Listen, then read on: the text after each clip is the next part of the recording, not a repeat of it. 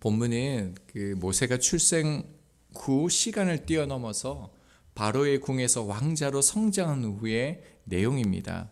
모세는 어느 날 히브리 사람을 치는 것을 보고 애굽 사람을 죽이게 됩니다. 이튿날 이 사실이 탄로난 것을 알고 미디안으로 도망을 가게 되어집니다. 하루아침에 모든 것을 가진 왕자에서 살인자가 된 무너진 인생이 되어집니다. 하지만 지난 시간 살펴본 것처럼 모세의 출생에도 하나님의 놀라우신 섭리가 있었던 것처럼 도망자의 삶 속에서도 하나님의 인도하심과 계획하심이 있습니다. 본문을 좀 살펴보면서 우리가 발견할 수 있기를 바랍니다. 본문은 두 개의 단락으로 나눌 수가 있는데요. 첫 번째 단락은 11절에서 15절입니다. 먼저 11절을 보면요, 모세가 장성한 후에 자기 민족 형제를 치는 것을 보았다고 그렇게 말하고 있습니다. 출생한 후 그 장성한 모세에 대한 기록이 많지가 않습니다. 사도행전을 통해서 우리가 정보를 조금 알 수 있는데요. 사도행전 7장 22절을 보면 모세가 애굽 사람의 모든 지혜를 배워 그의 말과 하는 일들이 능하더라라고 말하고 있습니다. 그리고 사도행전 7장 23절을 보면 그의 나이를요 40이 되매라고 기록하고 있습니다.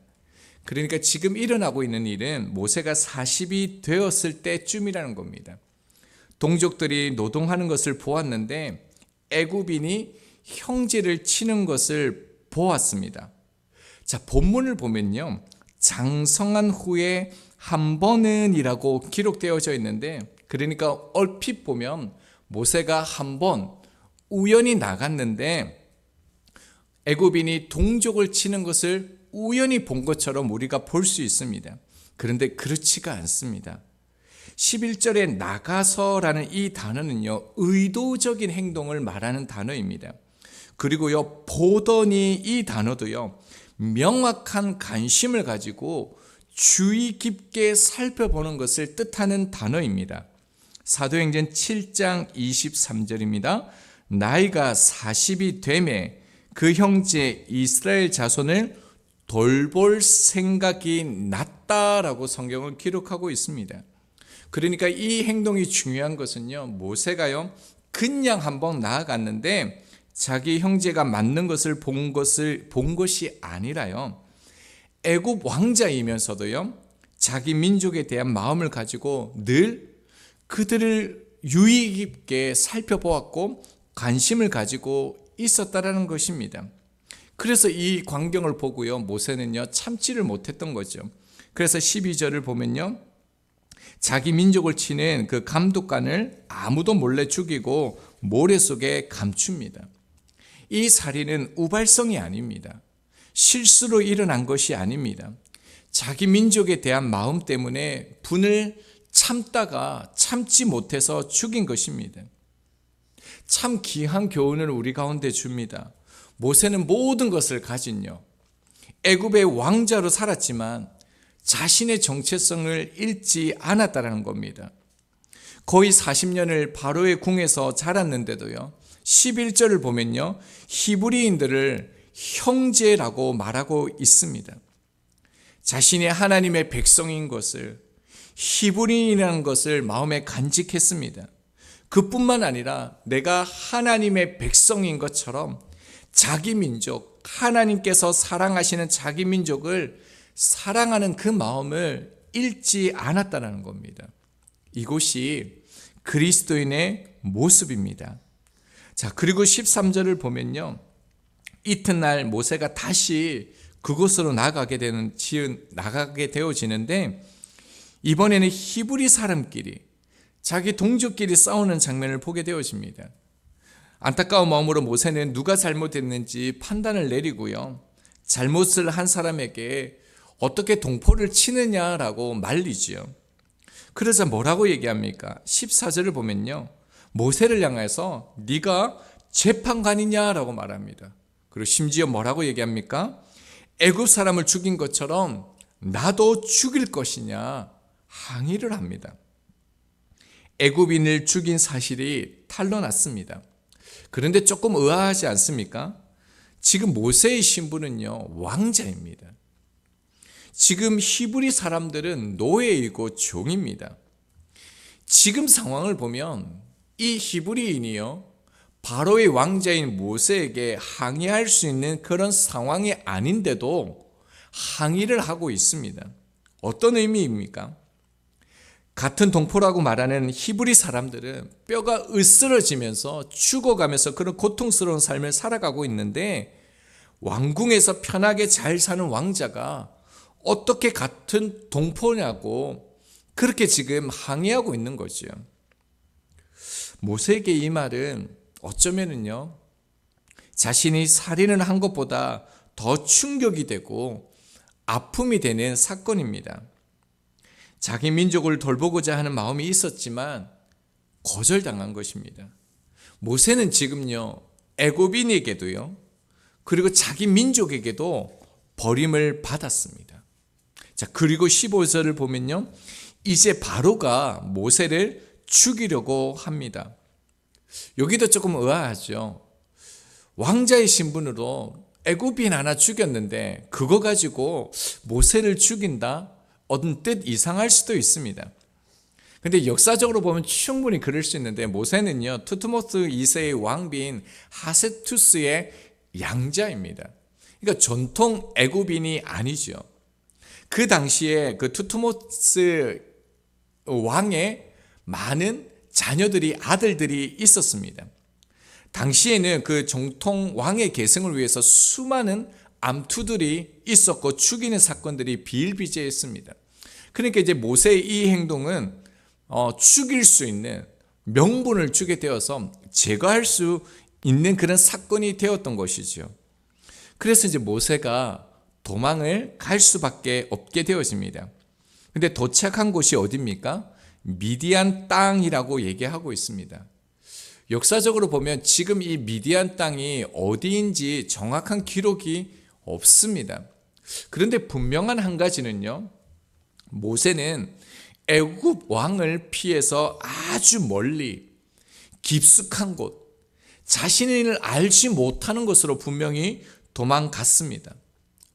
참 모세의 상황이 너무 고통스럽고 힘들고 비참하지 않습니까?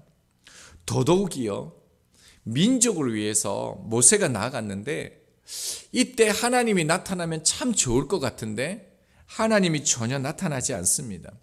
그뿐만 아니라 지금부터요, 40년 동안이나 하나님은 침묵하십니다. 그런데 여전히요, 하나님이 말씀하시지 않지만 모세를 하나님께서 인도하고 붙들고 계시다라는 증거가 나타납니다. 자, 15절 하반절을 보면 이렇게 얘기합니다. 미디안 땅에 머물며 하루는 우물 곁에 앉았더라. 우물 곁에 앉았더라 하면 딱 떠오르는 장면 있으십니까? 제가 요한복음 4장에서 보았던 예수님이 사마리아 그 여인을 만날 때 장면과 똑같습니다. 요한복음 4장 6절입니다. 예수께서 길 가시다가 피곤하여 우물 곁에 그대로 앉으시니, 우물 곁에 그대로 앉으시니 모세와 똑같은 장면입니다. 이것은 하나님께서 여전히 모세와 함께 하시다는 그 증거를 드러내는 것이죠. 그뿐만 아니라 성경에서 우물가는 특별한 만남의 장소였습니다. 아브라함의 늙은 종 엘리에셀이요, 이삭의 그 아내 리브가를 만났던 곳이고요, 야곱이 라헬을 만났던 곳이 우물입니다. 그리고요, 오늘 본문에서도 모세가 십보라를 만나는 곳이 우물입니다. 16절을 보면 모세가요, 미디안 사람을 만납니다. 이것이 놀라운 하나님께서 그를 인도하시는 증거가 되어지는데, 미디안 족속은요, 창세기 25장 1절과 2절을 보면 아브람과 그두라의 아들,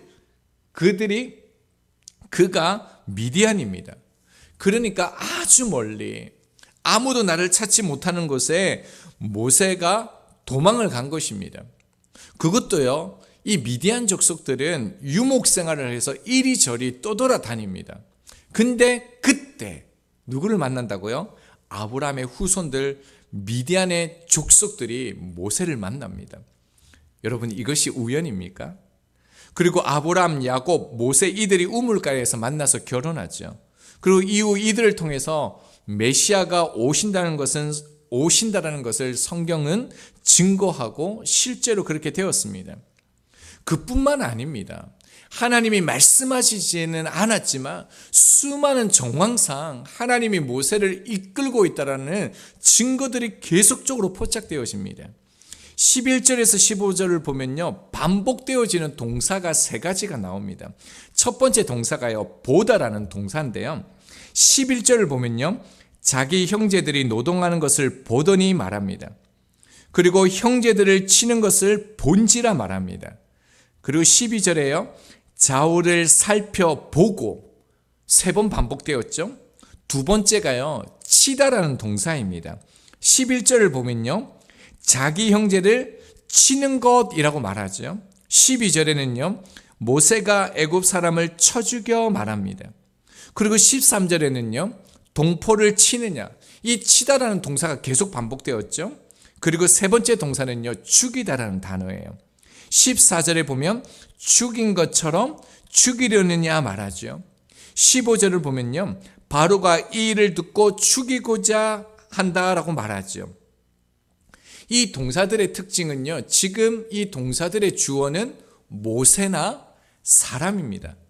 그런데 이 똑같은 동사가요, 이제 앞으로는요, 하나님을 주어로 하는 동사로 바뀌어집니다. 출애굽기 3장 7절을 보면요, 여호와께서 이르시되 내가 애굽에 있는 내 백성의 고통을 분명히 보고라고 말합니다. 그리고 3장 20절이요, 내가 내 손을 들어 애굽 중에 여러 가지 이적으로 그 나라를 친 후에라고 말하고 있습니다. 그러니까요, 모세가 애굽인들이 이스라엘 백성들을 치는 것을 보고 쳤던 것처럼 이제 곧 하나님이 어떻게 하시는 겁니까? 이스라엘 백성들을 학대하는 애굽인들을 보고 그들을 치기실 것을 미리 모세의 삶을 통해서 지금 보여주고 있다는 겁니다. 모세의 행동과 모습들을 통해서 하나님이 함께 하셔서 이제 행하실 행동임을 보여주는 것이죠. 이제 두 번째 단락을 좀 볼 수 있도록 하겠습니다. 16절에서 22절의 내용인데요. 미디안 제사장 7달이 우물 곁에 물을 기르러 옵니다. 다른 목자들이 여인들을 괴롭게 하고 쫓아내려고 할 때 모세가 도와주게 됩니다. 모세는 이 일로 인해서 그 미디안 제사장 르우에게 큰 환대를 받게 되어지고요. 그들의 딸 중 한 명인 십보라와 결혼하여 아들 게르솜을 낳게 되어집니다. 게르솜의 뜻은 22절을 보면요, 내가 타국에서 나그네가 되었다라는 뜻을 가지고 있습니다. 저희가 때로는 이런 의미로 알고 있잖아요. 자신의 신세를 한탄하면서 좀 안 좋은 의미로, 부정적인 의미로 이 이름을 지었다라고 생각합니다. 그런데 이 게르솜이라는 것은요, 자신의 신세를 한탄하면서 지은 이름이 아닙니다.